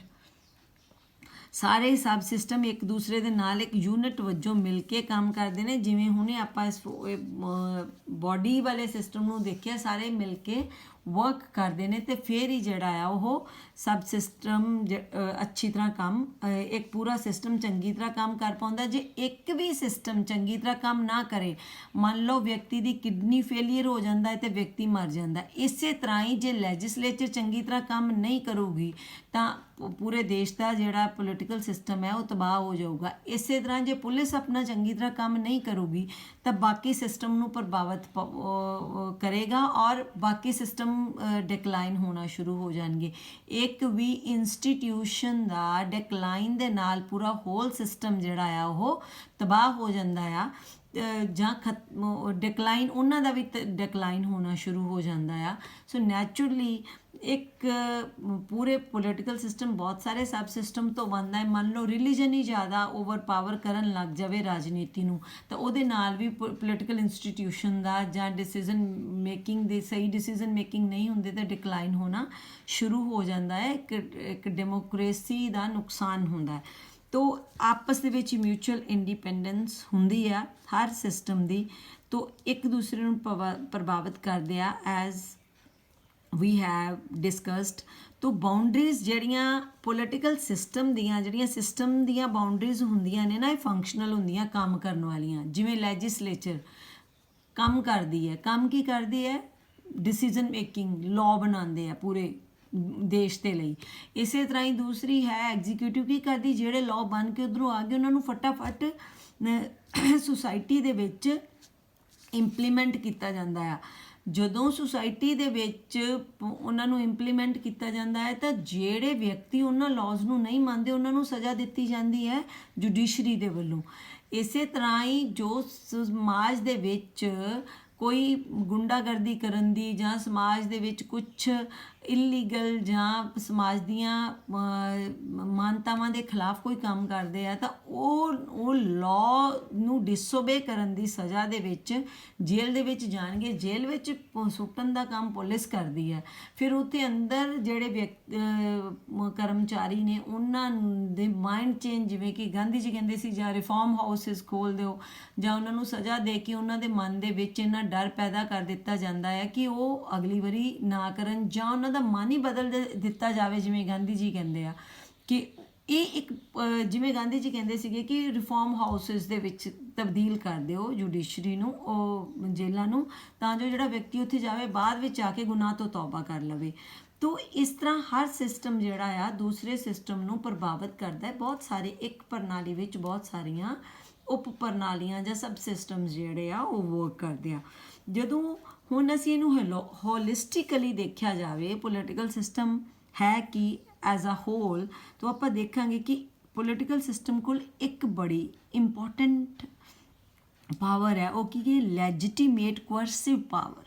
ਜਿਹਦੇ ਨਾਲ ਜ਼ਬਰਦਸਤੀ ਆਪਣੀ ਗੱਲ ਮਨਵਾਉਣ ਦੀ ਤਾਕਤ ਇੱਕ ਪੋਲੀਟੀਕਲ ਲੈਵਲ ਤੇ, ਰਾਜਨੀਤਿਕ ਤੌਰ ਤੇ ਆਉਂਦੀ ਹੈ, ਤਾਂ ਉਸ ਦੇ ਨਾਲ ਉਹ ਜ਼ਬਰਦਸਤੀ ਆਪਣੇ ਮੁਲਕ ਦੇ ਅੰਦਰ ਰਹਿੰਦੇ ਨਾਗਰਿਕਾਂ ਦੇ ਕੋਲ, ਬਾਸ਼ਿੰਦਿਆਂ ਦੇ ਕੋਲ ਉਹ ਜਿਹੜੀ ਹੈ ਆਪਣੀ ਜ਼ਬਰਦਸਤੀ ਗੱਲ ਮਨਵਾ ਸਕਦਾ ਹੈ। ਇੱਕ ਸਿਸਟਮ ਜਿਹੜਾ ਨਹੀਂ ਮੰਨੇਗਾ ਉਹ ਸਜ਼ਾ ਦਾ ਭਾਗੀਦਾਰ ਹੋਏਗਾ, ਔਰ ਉਸ ਸਜ਼ਾ ਤੋਂ ਡਰ ਕੇ ਇੱਕ ਵਾਰੀ ਤਜ਼ਾਕਿਸਤਾਨ, ਉਜ਼ਬੇਕਿਸਤਾਨ ਦੀ ਜਦੋਂ ਗੱਲ ਆਈ ਤਾਂ ਇੱਕ ਪ੍ਰੋਫੈਸਰ ਡਿਸਕਸ ਕਰ ਰਹੇ ਸੀਗੇ ਕਿ ਅਸੀਂ ਉੱਥੇ ਗਏ ਤਾਂ ਉਹਨਾਂ ਨੇ ਤਜ਼ਾਕਿਸਤਾਨ ਦੇ ਵਿੱਚ ਅਸੀਂ ਪ੍ਰੈਜ਼ੀਡੈਂਟ ਬੋਲ ਕੇ ਹਟੇ ਤਾਂ ਅਸੀਂ ਉਹਨਾਂ ਨੂੰ ਪੁੱਛਿਆ ਬਈ, ਉਹ ਕਹਿੰਦੇ ਕਿ ਸਾਡੇ ਮੁਲਕ ਦੇ ਵਿੱਚ ਨਾ ਕ੍ਰਾਈਮ ਰੇਟ ਬਹੁਤ ਘੱਟ ਹੈ, 1 ਤੋਂ 2% ਹੈ। ਜਦੋਂ ਕਹਿੰਦੇ ਪ੍ਰੈਜ਼ੀਡੈਂਟ ਬੋਲ ਕੇ ਉਤਰੇ ਤਾਂ ਸਾਡੇ ਪ੍ਰੋਫੈਸਰ ਸਾਹਿਬਾਨ ਨੇ ਉਹਨਾਂ ਨੂੰ ਪੁੱਛਿਆ ਕਿ ਇਹ ਕੀ ਰੀਜ਼ਨ ਹੈ ਤੁਹਾਡੇ ਮੁਲਕ ਦੇ ਵਿੱਚ ਕ੍ਰਾਈਮ ਰੇਟ ਘੱਟ ਕਿਉਂ ਆ। ਉਹਨਾਂ ਨੇ ਦੱਸਿਆ ਕਿ ਅਸੀਂ ਜੇਲ੍ਹਾਂ ਦੇ ਵਿੱਚ ਵਿਅਕਤੀ ਨੂੰ ਚੰਗਾ ਖਾਣਾ ਦਿੰਦੇ ਹੀ ਨਹੀਂ ਆ, ਅਸੀਂ ਕਾਫੂਸ ਇੱਦਾਂ ਦਾ ਦੇਣਾ ਜਿਹੜਾ ਵਿਅਕਤੀ ਦੀ ਸਿਹਤ ਲਈ ਚੰਗਾ ਨਹੀਂ ਹੈ, ਜਿਹੜਾ ਸਾਡੀ ਜੇਲ੍ਹ ਵਿੱਚ ਆ ਜਾਵੇ ਉਹ 2 ਸਾਲ ਤੋਂ ਵੱਧ ਸਰਵਾਈਵ ਹੀ ਨਹੀਂ ਕਰਦਾ। ਤੇ ਲੋਕਾਂ ਦੇ ਮਨ ਦੇ ਵਿੱਚ ਹੁਣ ਇੰਨਾ ਡਰ ਬੈਠ ਗਿਆ ਹੈ ਕਿ ਜੇਲ੍ਹ ਵਿੱਚ ਜਾ ਕੇ ਤੇ ਵਿਅਕਤੀ ਨੇ ਬਚਣਾ ਨਹੀਂ, ਬਹੁਤ ਜਲਦੀ ਮਰ ਜਾਣਾ ਆ ਬਾਹਰ। ਤਾਂ ਇਸ ਕਰਕੇ ਹੁਣ ਜਿਹੜੇ ਲੋਕ ਨੇ ਉਹ ਗੁਨਾਹ ਤੋਂ ਹੀ ਤੌਬਾ ਕਰ ਗਏ। ਇਸੇ ਤਰ੍ਹਾਂ ਇਹ ਇੱਕ ਲੈਜੀਟੀਮੇਟ ਕੋਰਸਿਵ ਪਾਵਰ ਹੁੰਦੀ ਹੈ ਸਟੇਟ ਕੋ ਫਾਂਸੀ ਦੇਣ ਦੀ, ਹਰ ਤਰ੍ਹਾਂ ਦੀ ਉਹਨਾਂ ਕੋਲ ਪਾਵਰ ਹੁੰਦੀ, ਜ਼ਬਰਦਸਤੀ ਆਪਣੀ ਗੱਲ ਮਨਵਾ ਸਕਦੇ ਆ। ਜਿਹੜਾ ਕੋਈ ਨਹੀਂ ਮੰਨੇਗਾ ਉਹਨੂੰ ਸਜ਼ਾ ਦੇ ਡਰ ਦੇ ਨਾਲ ਉਹ ਉਸ ਕਾਨੂੰਨ ਨੂੰ ਓਬੇ ਕਰੇਗਾ। ਤੋ ਇਹ ਹੁਣ ਸਜ਼ਾ ਦਾ ਡਰ ਕਿਹਨੂੰ ਆਇਆ? ਹਿਊਮਨ ਬੀਇੰਗ ਨੂੰ। ਸਜ਼ਾ ਕਿਹਨੇ ਦਿੱਤੀ? ਹਿਊਮਨ ਬੀਇੰਗ ਨੇ। ਤੋ ਜਿਹਨੇ ਗੁਨਾਹ ਕਿਹਨੇ ਕੀਤਾ? ਕੋਈ ਕਾਨੂੰਨ ਨੂੰ ਤੋੜਿਆ ਕਿਹਨੇ? ਇੱਕ ਹਿਊਮਨ ਨੇ। ਤੋ ਜੇ ਦੇਖਿਆ ਜਾਵੇ ਪੋਲੀਟੀਕਲ ਸਿਸਟਮ ਜਿਹੜਾ ਆ ਉਹ ਚੱਲਦਾ ਕਿਹਦੇ ਨਾਲ ਹੈ? ਹਿਊਮਨ ਰਿਲੇਸ਼ਨਸ਼ਿਪ ਦੇ ਨਾਲ। ਇਹਦੇ ਵਿੱਚ ਬਹੁਤ ਸਾਰੇ ਹਿਊਮਨ ਦੇ ਆਪਸੀ ਜਿਹੜੇ ਆ ਉਹ ਰਿਲੇਸ਼ਨਸ਼ਿਪ ਹੁੰਦੇ ਆ, ਔਰ ਇਹ ਆਪਸ ਦੇ ਨਾਲ ਜਿਹੜੇ ਜਿਹੜਾ ਨਾ ਕਹਿ ਸਕਦੇ ਹੋ ਕਿ ਫੰਕਸ਼ਨਲ ਕੰਮ ਜਿਹੜੇ ਆ ਹੁੰਦੇ ਆ ਹਿਊਮਨ ਬੀਇੰਗ ਦੇ ਆਪਸ ਦੇ ਵਿੱਚ ਰਲ ਕੇ ਜਿਹੜੇ ਆ ਕਹਿ ਲਓ ਕਿ ਹਿਊਮਨ ਰਿਲੇਸ਼ਨਸ਼ਿਪ ਬਿਲਡ ਹੁੰਦਾ ਹੈ ਇਹਦੇ ਵਿੱਚ। ਤਾਂ ਪੋਲੀਟੀਕਲ ਸਿਸਟਮ ਬਣਦਾ ਹੀ ਹਿਊਮਨ ਰਿਲੇਸ਼ਨਸ ਦੇ ਨਾਲ ਹੈ। ਪੋਲੀਟੀਕਲ ਸਿਸਟਮ ਨੂੰ ਸਮਝਣ ਦੇ ਲਈ ਸਾਨੂੰ ਹਿਊਮਨ ਨੇਚਰ, ਹਿਊਮਨ ਬਿਹੇਵੀਅਰ ਜਿਹੜਾ ਆ ਉਹਨੂੰ ਸਮਝਣਾ ਪਊਗਾ, ਤਾਂ ਅਸੀਂ ਪੋਲੀਟੀਕਲ ਸਿਸਟਮ ਨੂੰ ਚੰਗੀ ਤਰ੍ਹਾਂ ਸਮਝ ਪਾਵਾਂਗੇ। ਉਹ ਸਾਰੇ ਸਿਸਟਮ ਜਿਹੜੇ ਡਾਇਰੈਕਟਲੀ ਔਰ ਇਨਡਾਇਰੈਕਟਲੀ, ਜਿਹੜੇ ਡਾਇਰੈਕਟਲੀ ਜਾਂ ਇਨਡਾਇਰੈਕਟਲੀ ਪੋਲੀਟੀਕਲ ਸਿਸਟਮ ਨੂੰ ਪ੍ਰਭਾਵਿਤ ਕਰਦੇ ਆ, ਵੀ ਕੈਨ ਸੇ ਕਿ ਪੋਲੀਟੀਕਲ ਸਿਸਟਮ ਜਿਹੜਾ ਆ ਉਹ ਸਿੱਧੇ ਜਾਂ ਸਿੱਧੇ ਤੌਰ 'ਤੇ ਜਿਹੜੇ ਤੱਤ ਵੀ ਫਾਰਮਲ ਔਰ ਇਨਫਾਰਮਲ, ਡਾਇਰੈਕਟਲੀ ਔਰ ਇਨਡਾਇਰੈਕਟਲੀ ਜੋ ਵੀ ਤੱਤ ਪ੍ਰਭਾਵਿਤ ਕਰਦੇ ਹੈ ਪੋਲੀਟੀਕਲ ਸਿਸਟਮ ਨੂੰ, ਡਾਇਰੈਕਟਲੀ ਔਰ ਇਨਡਾਇਰੈਕਟਲੀ, ਭਾਵੇਂ ਜਾਤੀ, ਰੰਗ, ਧਰਮ, ਨਸਲ ਜੋ ਵੀ ਪ੍ਰਭਾਵਿਤ ਕਰਦਾ ਆ, ਉਹ ਜਿਹੜਾ ਆ ਉਹਨੂੰ ਸਾਨੂੰ ਸਟੱਡੀ ਕਰਨਾ ਪਊਗਾ, ਜਿਹੜਾ ਹਿਊਮਨ ਰਿਲੇਸ਼ਨਸ ਨੂੰ ਪ੍ਰਭਾਵਿਤ ਕਰੇਗਾ। ਸੋ ਇਸ ਕਰਕੇ ਆਪਾਂ ਪਹਿਲਾਂ ਹੁਣ ਕਿਹੜੀ ਗੱਲ ਕੀਤੀ? ਡਾਇਰੈਕਟਲੀ ਔਰ ਇਨਡਾਇਰੈਕਟਲੀ। ਇਨਡਾਇਰੈਕਟਲੀ ਸਾਰੇ ਇਨਫਾਰਮਲ ਆਰਗਨਸ ਜਿਹੜੇ ਆ ਉਹ ਪ੍ਰਭਾਵਿਤ ਕਰਨਗੇ ਇਸ ਨੂੰ, ਤਾਂ ਜਿਹੜੇ ਫਾਰਮਲ ਆਰਗਨਸ ਨੇ ਉਹ ਲੈਜਿਸਲੇਚਰ, ਐਗਜ਼ੀਕਿਊਟਿਵ ਐਂਡ ਜੁਡੀਸ਼ਰੀ ਹੋਏਗਾ। ਇਹ ਜਿਹੜੇ ਆ ਇਹ ਸਿੱਧੇ ਤੌਰ 'ਤੇ ਪ੍ਰਭਾਵਿਤ ਕਰਨਗੇ ਇਹ ਵਿਅਕਤੀ ਦੇ ਰਿਲੇਸ਼ਨਸ਼ਿਪ ਨੂੰ। ਤਾਂ ਸਾਨੂੰ ਇਹਨਾਂ ਨੂੰ ਸਮਝਣਾ ਪਊਗਾ। ਕੰਪਰੀਹੈਂਸਿਵਨੈਸ ਜਿਹੜੀ ਹੈ ਇਹਦੇ ਵਿੱਚ ਅਸੀਂ ਸਭ ਦੇਖਾਂਗੇ, ਵਿਅਕਤੀ ਦੇ ਪਰਸਨਲ ਰਿਲੇਸ਼ਨਸ ਵੀ, ਫਾਰਮਲ, ਇਨਫਾਰਮਲ, ਸੇਮ ਗੱਲ ਉਹੀ ਆਏਗੀ ਕਿ ਇਨਫਾਰਮਲ ਔਰ ਫਾਰਮਲ ਸਾਰੇ ਜਿਹੜੇ ਪਾਰਟ ਨੇ, ਜਿਹੜੇ ਵਿਅਕਤੀ ਦੇ ਬਿਹੇਵੀਅਰ ਨੂੰ, ਉਹਦੇ ਡਿਸੀਜ਼ਨ ਮੇਕਿੰਗ ਨੂੰ, ਰਾਜ ਕੋਲ ਉਹਦੀਆਂ ਡਿਮਾਂਡਸ ਪੁੱਟ ਕਰਨ ਦੇ ਲਈ, ਚਾਹੇ ਦੇਖੋ ਹੁਣ ਗਰੀਬੀ ਹੈ, ਗਰੀਬੀ ਦੇ ਵਾਸਤੇ ਜਿਹੜੇ ਆ ਵਿਅਕਤੀ ਸਰਕਾਰ ਕੋਲ ਡਿਮਾਂਡ ਕਰਦੇ ਆ ਕਿ ਅਸੀਂ ਤਾਂ ਗਰੀਬ ਹਾਂ ਜਾਂ ਅਸੀਂ ਪਛੜੀ ਜਾਤੀ ਦੇ ਹਾਂ, ਤਾਂ ਸਾਨੂੰ ਉਸ ਜਾਤੀ ਨੂੰ ਅਜੇ ਤੱਕ ਮੌਕਾ ਅੱਗੇ ਆਉਣ ਦਾ ਨਹੀਂ ਮਿਲਿਆ। ਇਸ ਕਰਕੇ ਸਾਨੂੰ ਜਿਹੜਾ ਆ ਸਰਕਾਰ ਵੱਲੋਂ ਮਦਦ ਮਿਲਣੀ ਚਾਹੀਦੀ ਆ। ਤੋ ਇਸ ਕਰਕੇ ਸਰਕਾਰ ਕੀ ਕਰਦੀ ਆ? ਉਹਨਾਂ ਦੇ ਲਈ ਸਕਾਲਰਸ਼ਿਪਸ ਜਾਂ ਬਾਕੀ ਰਿਜ਼ਰਵੇਸ਼ਨ ਲਾਈਕ ਬੈਨੀਫਿਟਸ ਦਿੰਦੀ ਆ। ਇਟ ਮੀਨਸ ਇਹ ਆ ਕਿ ਜਾਤੀ ਨੇ ਤੇ ਗਰੀਬੀ ਨੇ ਡਿਸੀਜ਼ਨ ਮੇਕਿੰਗ ਨੂੰ ਪ੍ਰਭਾਵਿਤ ਕੀਤਾ। ਤੋ ਇਹ ਫਾਰਮਲ ਤੇ ਹੈ ਨਹੀਂ। ਇਹ ਸਾਰਾ ਕੁਝ ਕੀ ਹੈ? ਇਨਫੋਰਮਲ। ਤੋ ਇਸ ਕਰਕੇ ਸਾਨੂੰ ਪੋਲੀਟੀਕਲ ਸਿਸਟਮ ਨੂੰ ਸਮਝਣ ਦੇ ਲਈ ਜਿਹੜੇ ਆ ਨਾ ਸਾਰੇ ਸਬ ਸਿਸਟਮ ਨੂੰ ਸਮਝਣਾ ਪਏਗਾ, ਔਰ ਨਾਲ ਦੀ ਨਾਲ ਇਨਫੋਰਮਲ ਆਰਗਨਸ ਨੂੰ ਸਮਝਣਾ ਪਊਗਾ, ਜਿਹੜੇ ਸਿੱਧੇ ਜਾਂ ਅਸਿੱਧੇ ਤੌਰ ਤੇ ਪ੍ਰਭਾਵਿਤ ਕਰਦੇ ਆ। ਔਰ ਇਹ ਇੱਕ ਸਿਸਟਮ ਦੂਸਰੇ ਸਿਸਟਮ ਨੂੰ ਪ੍ਰਭਾਵਿਤ ਕਰਦਾ ਆ। ਜਿਵੇਂ ਹੁਣ ਆਪਾਂ ਜਾਤੀ ਵਾਲੀ ਗੱਲ ਹੀ ਕੀਤੀ, ਜਾਤੀ ਤਾਂ ਇੱਕ ਸਿਸਟਮ ਹੈ, ਪ੍ਰਭਾਵਿਤ ਕੀਤਾ ਉਹਨੇ ਪੋਲੀਟੀਕਲ ਸਿਸਟਮ ਦੇ ਡਿਸੀਜ਼ਨ ਮੇਕਿੰਗ ਨੂੰ। ਲਾਈਕ ਜਿਵੇਂ ਜਿਵੇਂ ਵਿਅਕਤੀ 'ਚ ਮੈਚਿਓਰਿਟੀ ਵੱਧਦੀ ਗਈ, ਕਦੀ ਸਾਡੀ ਜਿਹੜੀ ਆ ਵੋਟ ਪਾਉਣ ਦੀ 21 ਸਾਲ ਉਮਰ ਸੀਗੀ ਉਹ ਘਟਾ ਕੇ 18 ਸਾਲ ਕਰ ਦਿੱਤੀ ਗਈ। ਮਤਲਬ ਕਿ ਜੋ ਸੁਸਾਇਟੀ ਵਿੱਚ ਵਾਪਰਦਾ, ਜਿਵੇਂ ਹੁਣ ਲੇਸਬੀਅਨ ਨੂੰ ਸਾਡੇ ਜੁਡੀਸ਼ਰੀ ਨੇ ਓਕੇ ਕਰ ਦਿੱਤਾ ਕਿ ਦੇ ਕੈਨ ਲਿਵ, ਤਾਂ ਉਹਨਾਂ ਨੂੰ ਮੰਨ ਲਿਆ ਗਿਆ ਆ। ਜਿਵੇਂ ਇਨੰਚ ਔਰ ਥਰਡ ਜੈਂਡਰ ਦੇ ਰਾਈਟਸ ਦੀ ਗੱਲ ਹੋਈ ਆ, ਸੁਸਾਇਟੀ ਵਿੱਚ ਜੋ ਵਾਪਰਦਾ ਆ ਉਹ ਦੂਸਰੇ ਸਿਸਟਮ ਨੂੰ ਪ੍ਰਭਾਵਿਤ ਕਰੇਗਾ। ਸਾਡੇ ਲੈਜਿਸਲੇਚਰ ਨੂੰ ਵੀ ਪ੍ਰਭਾਵਿਤ ਕੀਤਾ, ਥਰਡ ਜੈਂਡਰ ਦੀਆਂ ਡਿਮਾਂਡਸ ਨੇ ਸਾਡੇ ਜੁਡੀਸ਼ਰੀ ਦੇ ਡਿਸੀਜ਼ਨ ਨੂੰ ਵੀ ਪ੍ਰਭਾਵਿਤ ਕੀਤਾ। ਤਾਂ ਨੈਚੁਰਲੀ ਕੰਪਰੀਹੈਂਸਿਵਨੈਸ ਆਉਂਦੀ ਹੈ। ਜਿਵੇਂ ਜਿਵੇਂ ਸਮਾਜ ਬਦਲੇਗਾ ਤੇ ਇੱਕ ਸਿਸਟਮ ਦੂਸਰੇ ਸਿਸਟਮ ਨੂੰ ਪ੍ਰਭਾਵਿਤ ਕਰੇਗਾ ਹੀ। ਸਮਾਜਿਕ ਸਿਸਟਮ ਨੇ ਪੋਲੀਟੀਕਲ ਸਿਸਟਮ ਦੇ ਇਨਫੋਰਮਲ ਸਾਰੇ ਆਰਗਨਸ ਨੇ ਪੋਲੀਟੀਕਲ ਸਿਸਟਮ ਦੇ ਫਾਰਮਲ ਆਰਗਨਸ ਨੂੰ ਪ੍ਰਭਾਵਿਤ ਕੀਤਾ। ਸੋ ਇਟ ਮੀਨਸ ਕਿ ਸਬ ਸਿਸਟਮ ਜਿਹੜੇ ਆ ਇਹ ਜਿਵੇਂ ਪ੍ਰਣਾਲੀ ਚੱਲਦੀ ਆ, ਇਹ ਇੱਕ ਸਿਸਟਮ ਐਂਡ ਸਬ ਸਿਸਟਮ ਦੇ ਮਿਊਚੁਅਲ ਇੰਟਰਡਿਪੈਂਡੈਂਸ ਦੇ ਨਾਲ ਚੱਲਦੀ ਆ। ਔਰ ਇਹ ਸਿਸਟਮ ਦੂਸਰੇ ਨੂੰ ਦੇਖੋ ਪ੍ਰਭਾਵਿਤ ਕਰ ਰਿਹਾ। ਪ੍ਰੀਵੀਅਸ ਐਗਜ਼ਾਮਪਲਸ ਦੇ ਵਿੱਚ ਆਪਾਂ ਗੱਲ ਕਰ ਚੁੱਕੇ ਹਾਂ। ਔਰ ਹਰ ਇੱਕ ਸਿਸਟਮ ਦੀ ਜਿਹੜੀ ਆ ਕੰਮ ਕਾਜੀ ਕਰਨ ਦੀ ਉਹਦੀ ਜਿਹੜੀ ਫੰਕਸ਼ਨਲ ਬਾਉਂਡਰੀ ਹੈ, ਤਾਂ ਦੈਟਸ ਵਾਈ ਉਹਨੂੰ ਪ੍ਰਭਾਵਿਤ ਕੀਤਾ ਜਾਂਦਾ। ਜਿਵੇਂ ਜਿਵੇਂ ਸਮਾਜ ਦੇ ਵਿੱਚ ਤਬਦੀਲੀਆਂ ਆਉਂਦੀਆਂ ਆ, ਤਿਵੇਂ ਤਿਵੇਂ ਹੀ ਸਿਸਟਮ ਦੇ ਵਿੱਚ ਵੀ ਪੋਲੀਟੀਕਲ ਸਿਸਟਮ ਦੇ ਵਿੱਚ ਵੀ ਤਬਦੀਲੀਆਂ ਆਉਂਦੀਆਂ ਆ। ਤੁਸੀਂ ਦੇਖੋ ਭਾਰਤ ਦੇ ਵਿੱਚ ਜਦੋਂ ਸੰਵਿਧਾਨ ਬਣਿਆ ਹੁਣ ਤੱਕ ਇੰਨੀਆਂ ਸਾਡੀਆਂ 100 ਤੋਂ ਵੱਧ ਕੌਂਸਟੀਟਿਊਸ਼ਨਲ ਅਮੈਂਡਮੈਂਟਸ ਹੋ ਚੁੱਕੀਆਂ ਇੰਡੀਆ ਦੇ ਵਿੱਚ। ਅਮਰੀਕਾ ਦਾ ਇੰਨਾ ਰਿਜਿਡ ਕੌਂਸਟੀਟਿਊਸ਼ਨ ਆ, 28 ਸੋਧਾਂ ਉੱਥੇ ਹੋ ਚੁੱਕੀਆਂ। ਫਿਰ ਵੀ ਜਿਹੜਾ ਆ ਅਡੈਪਟੇਬਿਲਿਟੀ ਹੈ। ਜਿਵੇਂ ਜਿਵੇਂ ਸਿਸਟਮ ਇਹ ਸਮਾਜ ਤਬਦੀਲੀਆਂ ਆਉਂਦੀਆਂ ਸਮਾਜ ਦੇ ਵਿੱਚ, ਤਿਵੇਂ ਤਿਵੇਂ ਹੀ ਸਾਡੇ ਪੋਲੀਟੀਕਲ ਸਿਸਟਮ ਦੇ ਵਿੱਚ ਵੀ ਤਬਦੀਲੀਆਂ ਆਉਂਦੀਆਂ। ਜਿਵੇਂ ਬਿਹੇਵੀਅਰ ਬਦਲੇਗਾ ਵਿਅਕਤੀ ਦਾ, ਵਿਅਕਤੀ ਦੀ ਸੋਚ ਬਦਲੇਗੀ, ਵਿਅਕਤੀ ਦੀਆਂ ਨੀਡਸ ਬਦਲਣਗੀਆਂ, ਤਿਵੇਂ ਹੀ ਉਹ ਪੋਲੀਟੀਕਲ ਸਿਸਟਮ ਨੂੰ ਪ੍ਰਭਾਵਿਤ ਕਰੇਗਾ ਅਤੇ ਉਸ ਦੇ ਵਿੱਚ ਤਬਦੀਲੀਆਂ ਲਾਜ਼ਮੀ ਤੌਰ 'ਤੇ ਆਉਣਗੀਆਂ ਹੀ ਆਉਣਗੀਆਂ। ਸੋ ਜੇ ਦੇਖਿਆ ਜਾਵੇ ਯੂਨੀਵਰਸਲ ਹੈ ਪੋਲੀਟੀਕਲ ਸਿਸਟਮ। ਅਮਰੀਕਾ ਉੱਥੇ ਪ੍ਰੈਜ਼ੀਡੈਂਸ਼ੀਅਲ ਫਾਰਮ ਆਫ ਗਵਰਨਮੈਂਟ ਹੈ। ਲਾਈਕ ਇਹਨੂੰ ਆਪਾਂ ਇੰਝ ਸਮਝ ਸਕਦੇ ਹਾਂ। ਅਗੇਨ ਮੈਂ ਸੇਮ ਦੇਖਾਂਗੇ ਕਿ ਅਮਰੀਕਾ ਹੈ, ਸਮਝ ਲਓ ਦਿਸ ਇਜ਼ ਅਮਰੀਕਾ। ਹੁਣ ਇਹ ਸਿਸਟਮ ਵੱਡਾ ਸਿਸਟਮ ਹੈ ਜਾਂ ਇੱਕ ਸਕਸੈਸਫੁਲ ਡੈਮੋਕ੍ਰੇਸੀ ਹੈ। ਇਹਦੀ ਅੰਦਰੂਨੀ ਸਿਸਟਮ ਸਾਰਾ ਸੇਮ ਹੈ। ਐਜ਼ ਸੁਪੋਜ਼ ਕਿ ਇੰਡੀਆ ਹੈ। ਇੰਡੀਆ ਦਾ ਦੇਖੋ ਅੱਖਾਂ ਦੇ ਕੰਮ ਕਰਨ ਦਾ ਤਰੀਕਾ ਸੇਮ ਰਹੇਗਾ, ਮੂੰਹ ਦੇ ਕੰਮ ਕਰਨ ਦਾ ਤਰੀਕਾ ਸੇਮ ਰਹੇਗਾ, ਹਾਰਟ ਦੇ ਕੰਮ ਕਰਨ ਦਾ ਤਰੀਕਾ ਸੇਮ ਰਹੇਗਾ, ਕਿਡਨੀਜ਼ ਦੇ ਕੰਮ ਕਰਨ ਦਾ ਤਰੀਕਾ ਸੇਮ ਰਹੇਗਾ, ਮਸਲਸ ਦੇ ਕੰਮ ਕਰਨ ਦਾ ਤਰੀਕਾ ਸੇਮ ਰਹੇਗਾ, ਹੈਂਡਸ ਦੇ ਕੰਮ ਕਰਨ ਦਾ। ਇਟ ਮੀਨਸ ਮੰਨ ਲਓ ਇਹ ਯੂਕੇ ਹੈ, ਇਹਨਾਂ ਦੀਆਂ ਸ਼ਕਲਾਂ ਦੇ ਵਿੱਚ ਤੇ ਬਾਹਰੀ ਪ੍ਰਣਾਲੀ ਦੇ ਵਿੱਚ ਬਹੁਤ ਅੰਤਰ ਹੈ। ਆਪਾਂ ਇਸ ਨੂੰ ਇੰਝ ਸਮਝ ਲਈਏ ਕਿ ਇਹ ਤਾਂ ਸਕਸੈਸਫੁਲ ਡੈਮੋਕ੍ਰੇਸੀ ਹੈ, US ਹੈ। ਇਹਨੂੰ ਅਸੀਂ ਮੰਨ ਲੈਂਦੇ ਹਾਂ ਕਿ ਇਹ ਰਸ਼ੀਆ ਹੈ, ਇਹਨੂੰ ਅਸੀਂ ਮੰਨ ਲੈਂਦੇ ਹਾਂ ਕਿ UK ਹੈ। ਇਹ ਸੋਸ਼ਲਿਸਟ ਫਾਰਮ ਆਫ ਗਵਰਨਮੈਂਟ ਹੈ, ਇਹ ਜਿਹੜੀ ਹੈ democracy parliamentary form of government ਹੈ, ਇਹ ਵੀ democracy but presidential form of government ਹੈ। ਇਹਨਾਂ ਦੇ ਬਾਹਰੀ ਢਾਂਚੇ ਦੇ ਵਿੱਚ ਬਹੁਤ ਫਰਕ ਹੈ, ਪਰ ਅੰਦਰੂਨੀ ਢਾਂਚਾ ਸੇਮ ਹੈ। ਅੰਦਰੂਨੀ ਕੰਮ ਕਰਨ ਦੇ ਢਾਂਚੇ ਦਾ ਜਿਹੜੀ ਸਿਸਟਮ ਹੈ ਇਹਨਾਂ ਦਾ ਅੰਦਰੂਨੀ ਇਹ ਜਿਹੜਾ ਅੰਦਰ ਕੰਮ ਕਰ ਰਿਹਾ ਦੈਟ ਇਜ਼ ਸਿਸਟਮ। ਇਹਨੂੰ ਆਪਾਂ ਅੰਦਰ ਕੰਮ ਕਰ ਲੈਨੂੰ ਆਪਾਂ ਕਹਿੰਦੇ ਨਹੀਂ ਦੈਟ ਇਜ਼ ਪੋਲੀਟੀਕਲ ਸਿਸਟਮ। ਇਹਨਾਂ ਦੇ ਕੰਮ ਕਰਨ ਦਾ ਤਰੀਕਾ, ਇਹਦੀ ਲੈਜਿਸਲੇਚਰ ਦਾ ਕੰਮ, ਐਗਜ਼ੀਕਿਊਟਿਵ ਜੁਡੀਸ਼ਰੀ ਦਾ ਕੰਮ ਸੇਮ ਰਹੇਗਾ, ਤਰੀਕਾ ਸੇਮ ਰਹੇਗਾ, ਪਰੰਤੂ ਜਿਹੜਾ ਨਿਰਮਾਣ ਉਸੇ ਤਰ੍ਹਾਂ ਹੀ ਕੀਤਾ ਜਾਊਗਾ, ਸਜ਼ਾ ਉਸੇ ਤਰ੍ਹਾਂ ਹੀ ਦਿੱਤੀ ਜਾਊਗੀ।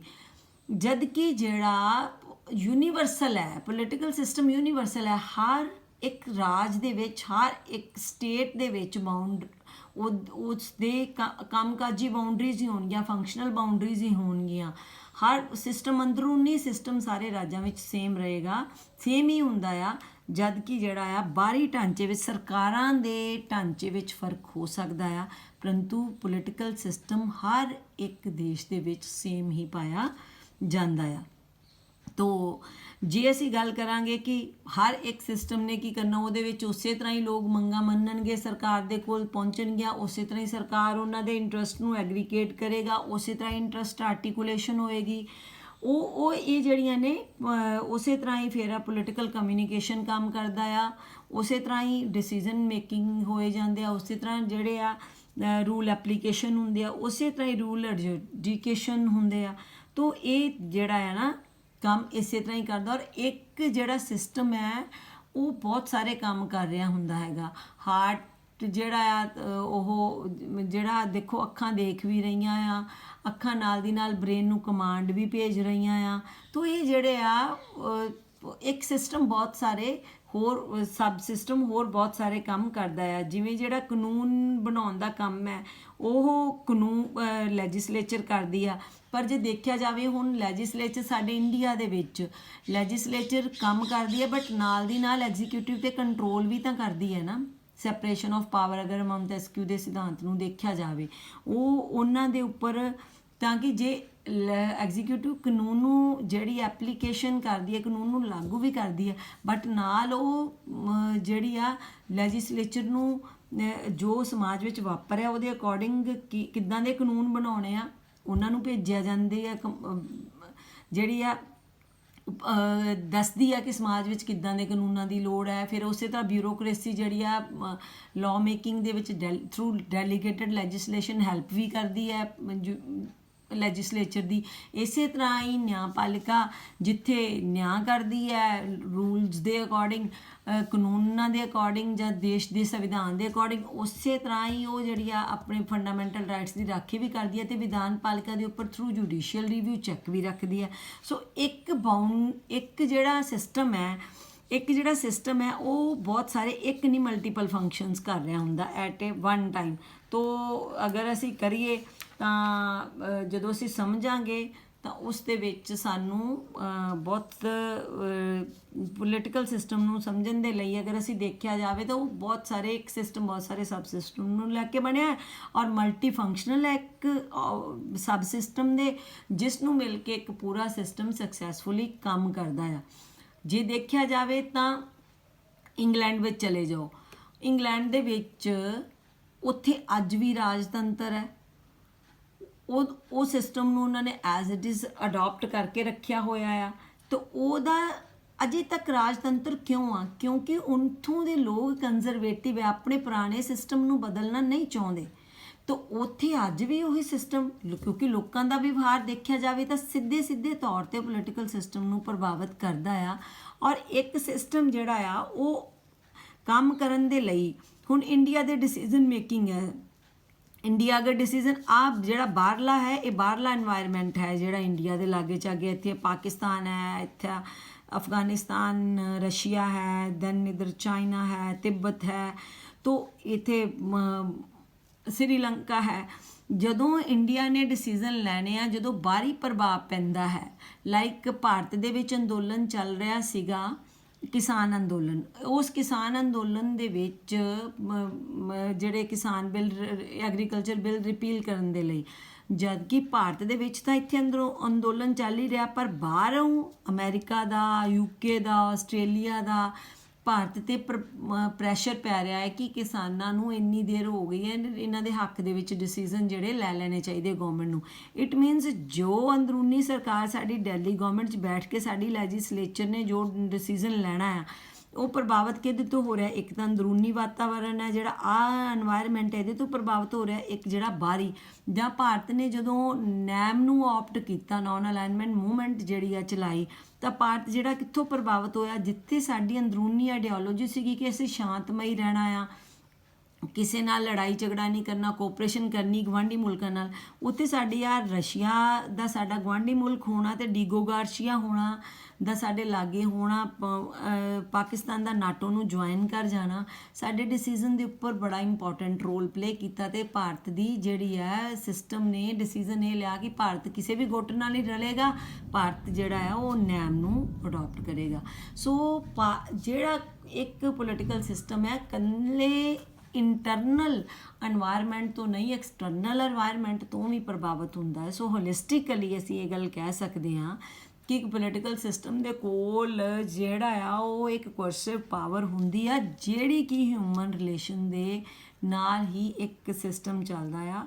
ਔਰ ਇਹ ਜਿਹੜਾ ਸਿਸਟਮ ਹੈ ਇਹ ਇੱਕ ਸਕਸੈਸਫੁਲ ਸਿਸਟਮ ਜਿਹੜਾ ਹੈ ਸਿਧਾਂਤ ਰਿਹਾ ਸਾਡੇ ਪੋਲੀਟੀਕਲ ਸਾਇੰਸ ਦਾ। ਔਰ ਇਸ ਦੇ ਵਿੱਚ ਜੇ ਅਸੀਂ ਕਿਸੇ ਵੀ ਦੇਸ਼ ਦੇ ਢਾਂਚੇ ਨੂੰ ਸਮਝਣਾ ਆ ਤਾਂ ਸਾਨੂੰ ਉਸ ਤੋਂ ਪਹਿਲਾਂ ਪੋਲੀਟੀਕਲ ਸਿਸਟਮ ਨੂੰ ਸਮਝਣਾ ਪਏਗਾ। ਪੋਲੀਟੀਕਲ ਸਿਸਟਮ ਮੀਨਸ ਫਾਰਮਲ ਔਰ ਇਨਫਾਰਮਲ ਆਰਗਨਸ ਜਿਨ੍ਹਾਂ ਦੇ ਕੋਲ ਉਹਦੇ ਕੋਲ ਆਪਣੀ ਜ਼ਬਰਦਸਤੀ ਗੱਲ ਮਨਵਾਉਣ ਦੀ ਤਾਕਤ ਹੈ ਔਰ ਉਹ ਡਿਸੀਜ਼ਨ ਮੇਕਿੰਗ ਨੂੰ ਪ੍ਰਭਾਵਿਤ ਕੀਤਾ ਜਾਂਦਾ ਆ। ਸੋ ਪੋਲੀਟੀਕਲ ਸਿਸਟਮ ਇੱਕ ਨਵੀਂ ਧਾਰਨਾ ਆਈ ਜਿਹਨੇ ਸਟੇਟ ਤੇ ਗਵਰਨਮੈਂਟ ਨਾਲੋਂ ਵੱਧ ਕੇ ਸਾਨੂੰ ਇੱਕ ਪੂਰੇ ਰਾਜ ਦੇ ਇੱਕ ਪੂਰੇ ਸਬ ਸਿਸਟਮ ਨੂੰ ਸਮਝਣ ਇੱਕ ਦਾਇਰਾ ਪੋਲੀਟੀਕਲ ਸਾਇੰਸ ਦੀ ਸਟੱਡੀ ਦਾ ਵੱਧ ਗਿਆ, ਜਿਸ ਦੇ ਨਾਲ ਸਾਨੂੰ ਕਲੀਅਰ ਕੱਟ ਪਿਕਚਰ ਆਉਣ ਲੱਗੀ ਕਿ ਇੱਕ ਰਾਜ ਦੇ ਵਿੱਚ ਨਿਰਣੇ ਕਿਵੇਂ ਲਏ ਜਾਂਦੇ ਆ ਤੇ ਉਹ ਕਿਹੜੇ ਤੱਤਾਂ ਤੋਂ ਪ੍ਰਭਾਵਿਤ ਹੁੰਦੇ ਆ, ਉਹ ਕਿਵੇਂ ਕੰਮ ਕਰਦਾ ਆ। So this is all about the political system. In next video I will discuss the theory of Almond and Powell, structure functional approach of political system. Then David Easton the the political system ਦਾ ਜਿਹੜਾ ਸਿਧਾਂਤ ਉਹਨਾਂ ਨੇ ਦਿੱਤਾ ਹੈ। Next video ਦੇ ਵਿੱਚ ਆਪਾਂ ਉਹ ਡਿਸਕਸ ਕਰਾਂਗੇ। ਅੱਜ ਮੈਂ ਕੋਸ਼ਿਸ਼ ਕੀਤੀ ਹੈ ਕਿ ਪੋਲੀਟੀਕਲ ਸਿਸਟਮ ਨੂੰ ਸਿਰਫ ਪੋਲੀਟੀਕਲ ਸਿਸਟਮ ਕੀ ਹੁੰਦਾ ਆ ਉਹਨੂੰ ਡਿਫਾਈਨ ਕੀਤਾ ਜਾਵੇ।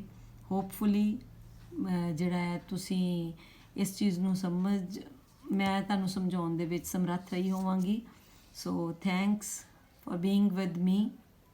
ਜੇ ਤੁਹਾਨੂੰ ਇਹ ਵੀਡੀਓ ਚੰਗੀ ਲੱਗਿਆ kindly like share and subscribe my channel, ਤਾਂ ਜੋ ਜਿਹੜੇ ਹੋਰ ਵੀ ਪੋਲੀਟੀਕਲ ਸਾਇੰਸ ਦੇ ਸਟੂਡੈਂਟਸ ਹੈ ਉਹ ਇਹਨਾਂ ਦਾ ਕਨਸੈਪਟਸ ਨੂੰ ਕਨਸੈਪਚੁਅਲ ਕਲੈਰਿਟੀ ਦੇ ਲਈ ਉਹਨਾਂ ਦੀ ਮਦਦ ਹੋ ਸਕੇ।